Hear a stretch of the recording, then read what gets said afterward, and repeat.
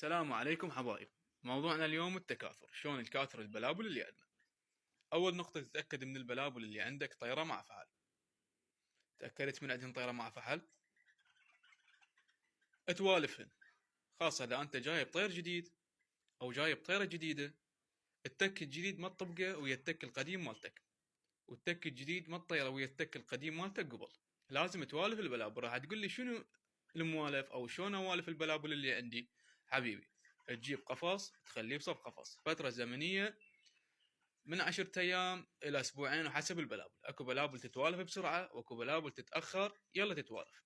انتهينا من هاي النقطه. راح تقول لي شلون البلابل اللي عندي توالفت؟ حبيبي، طيره هاي وهذا اللي طار فحل. زين، دائما اشوف البلابل اللي متوالفه، طير بصف طير يوقف، طير ينقر للطير الثاني، من الطيرهن سويه يبروزن سوا يلعبن سوا، ما حد يتعارك ويا الثاني. هاي البلابل يعني توالفت البلابل اللي عندك يا حبيبي. توفر قفص مال تكاثر. قفص مال التكاثر، كل ما تكبر القفص اذا عندك مكان كبر القفص كل ما افضل البلابل اللي عندك.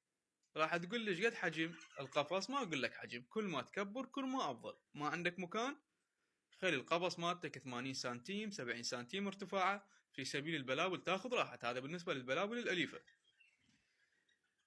انتهينا من نقطه القفص وحجمه. ايش راح تخلي بداخل القفص حبيبي انت؟ راح تخلي بداخل القفص اعشاشه،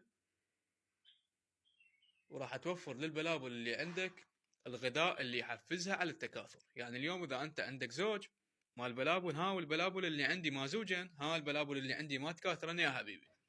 الموضوع هذا رايد له تحفيز. شلون تحفز البلابل؟ من خلال الغذاء. توفر لهم الغذاء اللازم للتكاثر في سبيل البلابل تتحفز على الانتاج اللي هو القبابي. اهم شيء القبابي حبايبي انتو. تبقى فد نقطة همينة نحب نوضحها.